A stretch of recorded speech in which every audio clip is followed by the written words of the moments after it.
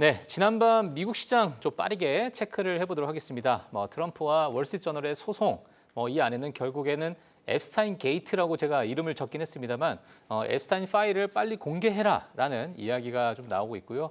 자, 트럼프의 정치적인 방향이 여기서 어떻게 결정이 될지 우리가 좀 체크를 해봐야 될 것 같습니다. 지난밤 금요일은 그렇게 거래량이 많이 늘진 않았습니다만 실적 발표 기업들 간의 개별적인 움직임이 좀 있었고 일부 테슬라가 또 반등을 했었던 그런 시장이었다. 이렇게 정리를 해드리도록 하겠습니다. 자, 이번 주 실적 발표 기업들입니다. 많은 분들께서 기대하시겠지만 수요일 애프터마켓 한국 시간으로 보게 되면 목요일 아침에 우리가 이제 테슬라와 알파벳의 실적 발표를 볼 수가 있습니다. 자, 화요일에는 로키드 마틴 또는 RTX와 같은 방산주들, 특히나 요즘에 방산주에 대한 기대감이 너무나 많기 때문에 화요일에 대해서도 많이 기대를 좀 하고 계시는 것 같고요. 자, 수요일은 테슬라, 알파벳, 또 목요일은 인텔 이러한 기업들이 있기 때문에 기업들을 좀 체크해 주시면 될 것 같습니다.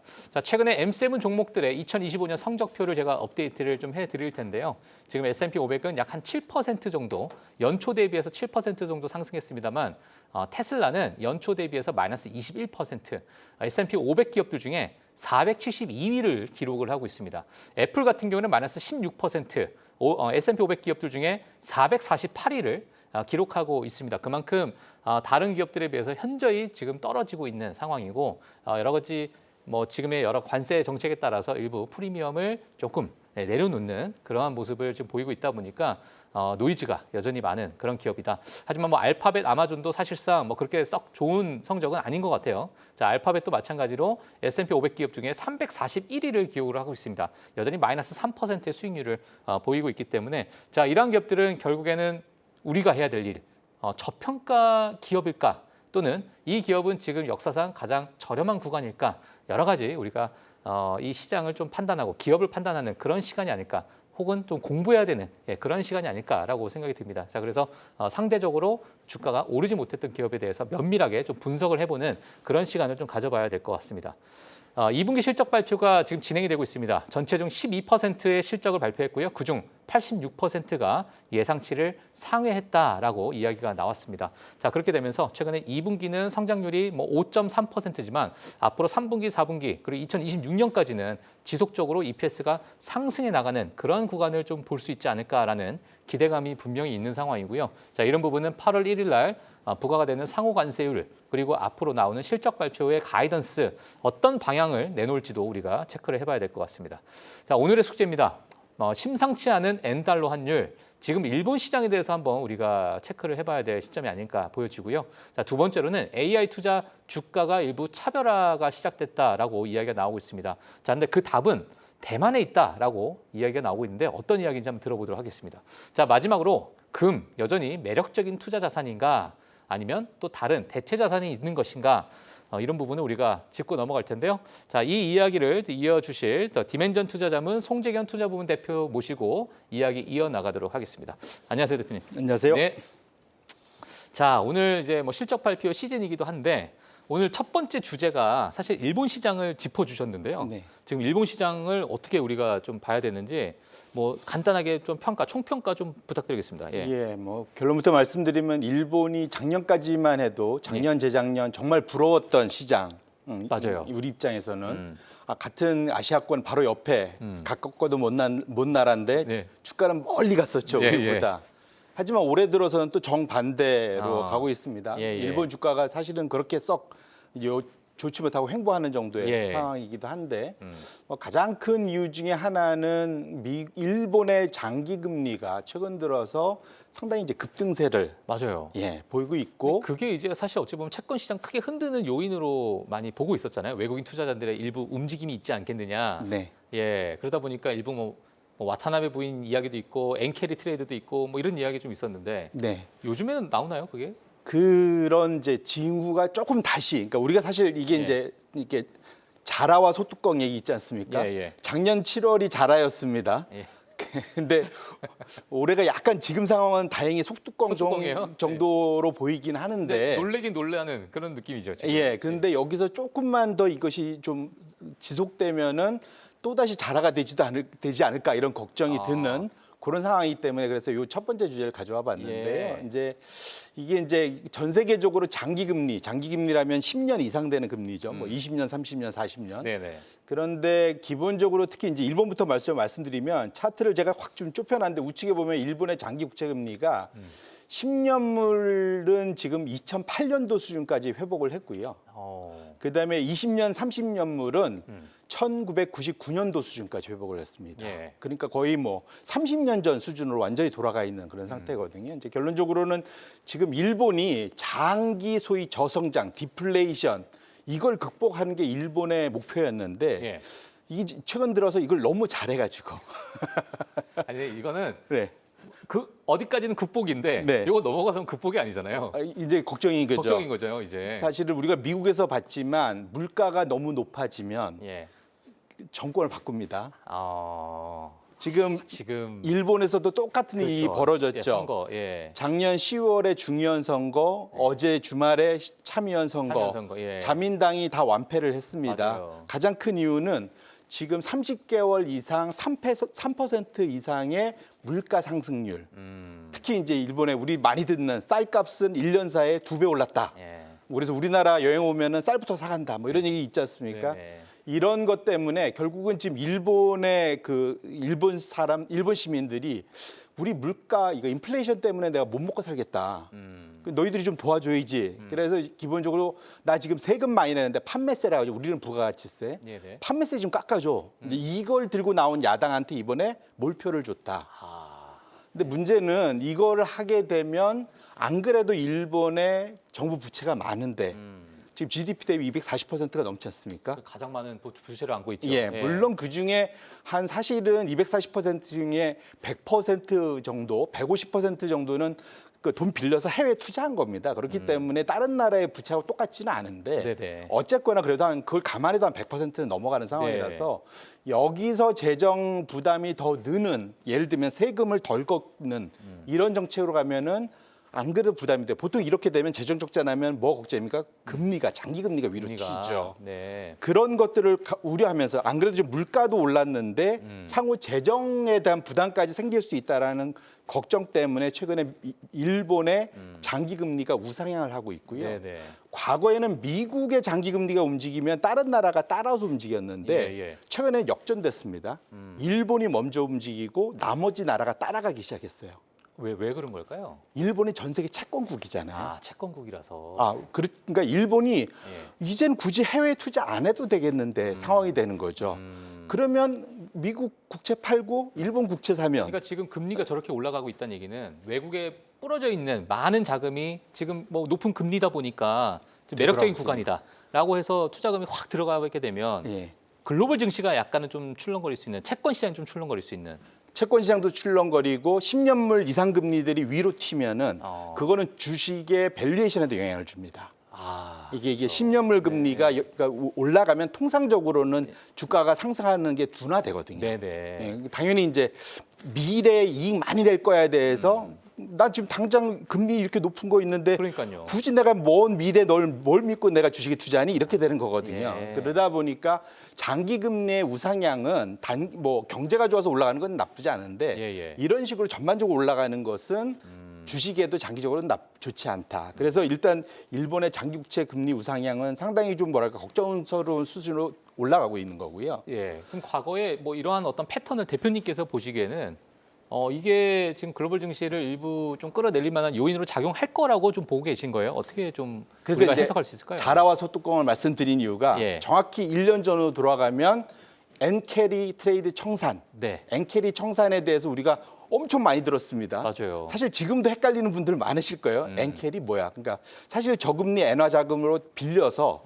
상당히 고위험인 미국 주식이나 멕시코 채권이나 뭐 이런 데 투자하는 걸 보통 엔캐리 트레이드라고 하는데 그 사이에는 엔화가 별로 안 움직였으니까 엔화 금리도 낮고 엔화 자체도 안정적 이러다 보니까 그냥 거기서 다 빌려서 했단 말이죠. 근데 이제는 일본의 금리 자체가 올라가니까 엔화가 보통 이러면 강세로 가겠죠.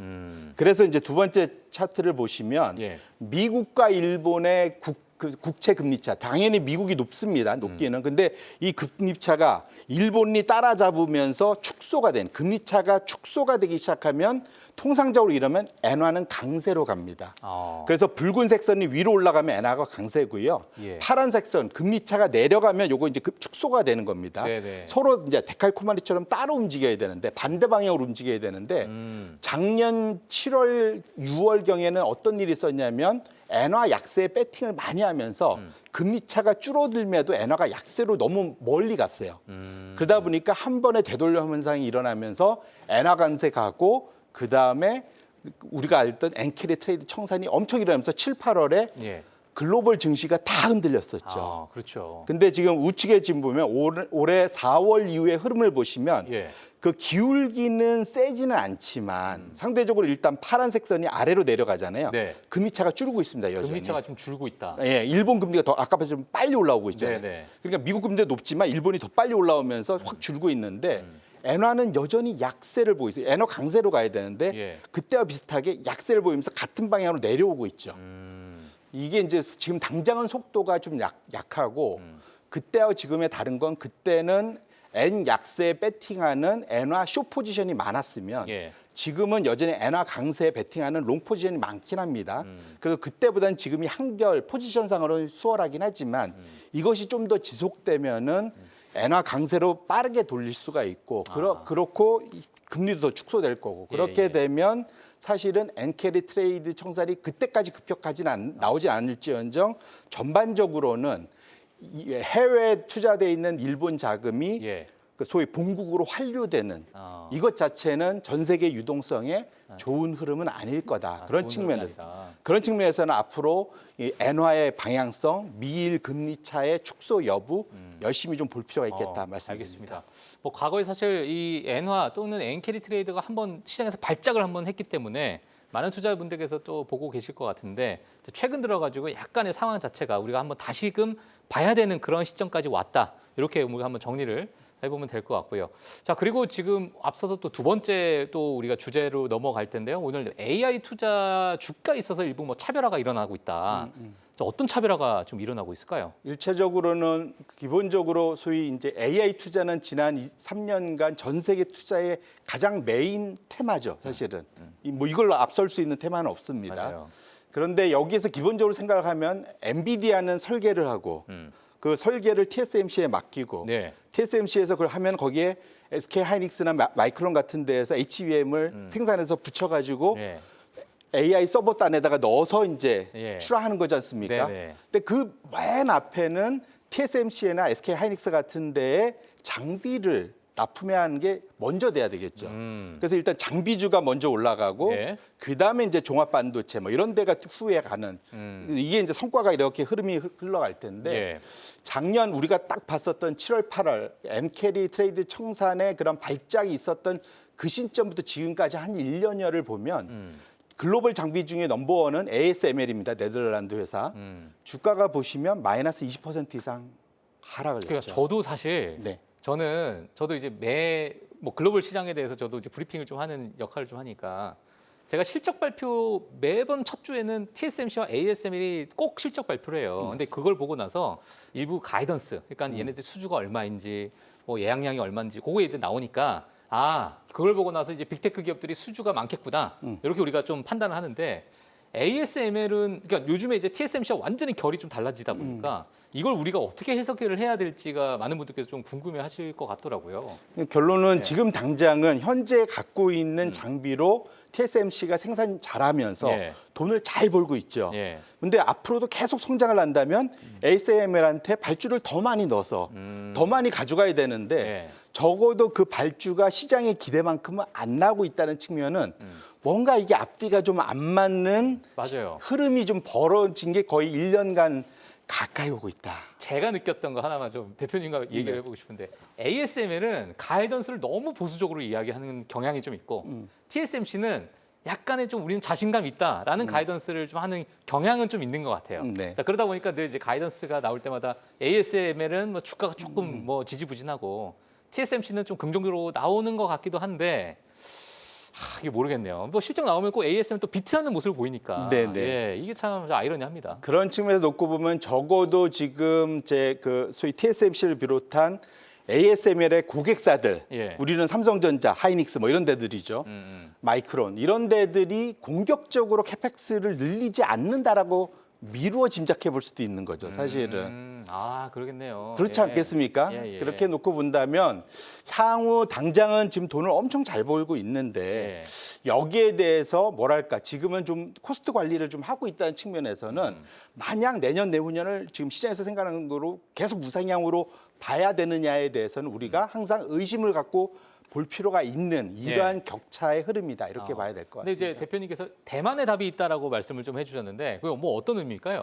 그래서 최근 들어서는 당장 SK하이닉스가 지난주에 뭐 목요일 하면 주가가 한번 부러졌었죠.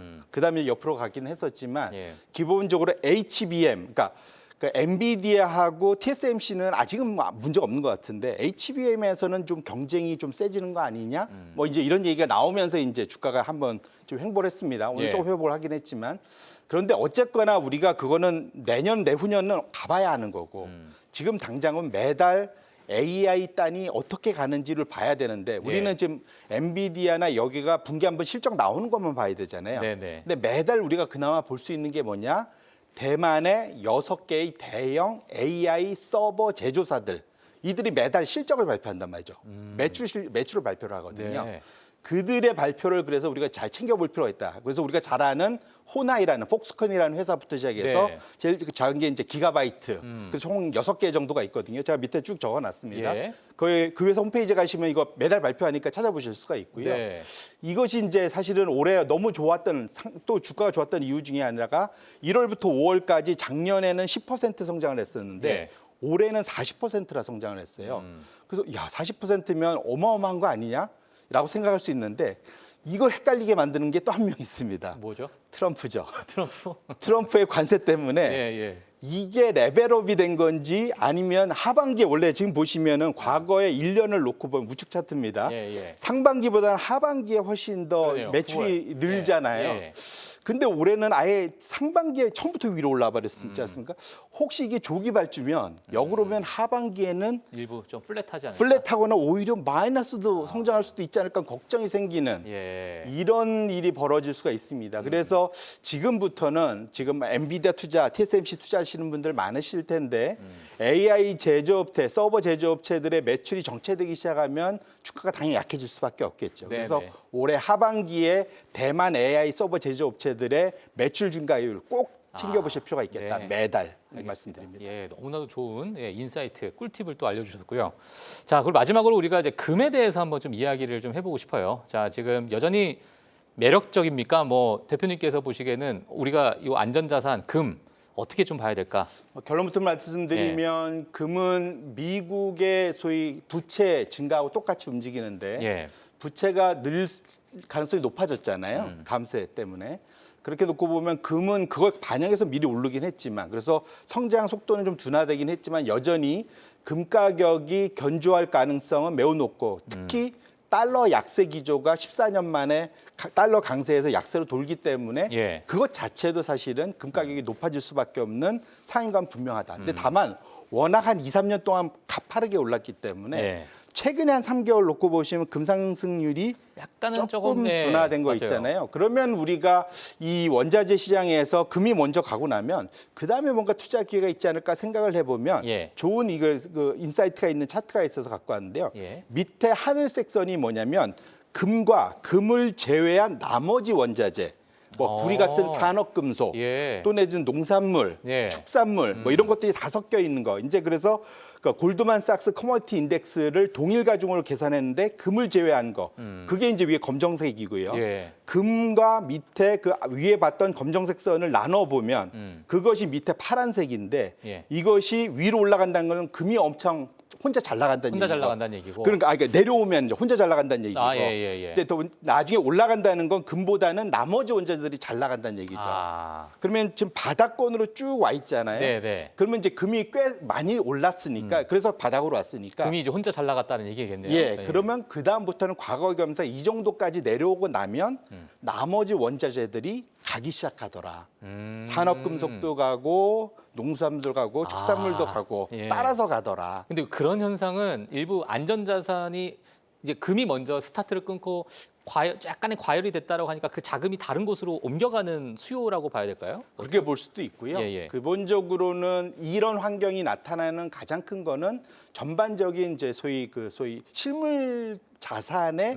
상승 아, 흐름이 이제 나타나게. 전반적인 실물 자산의 상승. 예. 이제 금융 자산보다는 실물 자산의 상승이 네네. 나타날 수 있는데 그래서 보면 2009년부터도 한 1, 2년간 그다음에 17년부터도 그다음에 2021년에도 한 번 이런 식으로 꽤 상당히 의미 있게 올라왔던 것을 보실 수가 있습니다. 그래서 네. 마침 또 트럼프가 트리거를 한번 줬죠. 구리 아, 50%. 50%빵 하면서 지금 구리 가격이 급등을 한번 했지 않습니까? 네. 물론 이제 미국 내에서만 급등하고 런던에서는 그냥 비실비실한데 네. 어쨌거나 이런 흐름 자체는 전반적으로 안 그래도 움직이고 싶어 하는 그 금제한 나머지 원자재 시장의 트리거가 될 수 있는 예. 그런 기폭제가 될 수 있는 상황이 지금 연출이 돼 있기 때문에 예. 그것이 결합된다면 향후 원자재에서 금을 제외한 나머지 시장에서도 충분히 투자해 볼 만한 기회가 생기겠다 이렇게 말씀드립니다. 네, 알겠습니다. 자, 오늘 저희 N달러 환율 지금 일본 시장에 관련돼서 지금 장기채 금리가 좀 올라가고 있는 상황. 자, 이 부분 좀 말씀을 해주셨고요. 자, 그리고 지금 AI 관련돼서 대만의 답이 있다라는 이야기. 마지막으로 지금 금에 관련해서도 지금 금과 그 나머지 원자재 관련돼서 이렇게 또 말씀을 좀 해주셨습니다. 사실 저희 송재경 대표님 모시게 되면은 정말 저도 많은 같이 이야기를 하는 그 과정 속에서 너무 저도 재미를 느끼고 있는데 자, 다음 주는 또 시장이 어떤 변화가 있을지 더 저희가 또 모셔서 또 이야기를 좀 나눠보도록 하겠고요. 자, 오늘 디멘전 투자자문 손재경 투자부분 대표는 여기서 제가 보내드리도록 하겠고 다음에 또 뵙도록 하겠습니다. 감사합니다. 좋습니다. 네. 자, 오늘 7월 21일 월요일입니다. 오늘 실적 발표가 이번 주 정말 많은 기업들이 있고 다음 주도 또 많은 기업들의 실적 발표가 있는데요. 정말 바쁜 프리마켓 뉴욕이 될 것으로 보여집니다. 지속적인 저희 시청 바라겠고요. 오늘 준비한 내용은 저희가 여기까지고 오늘 저희는 여기서 마치도록 하겠습니다. 시청해주신 여러분 감사합니다.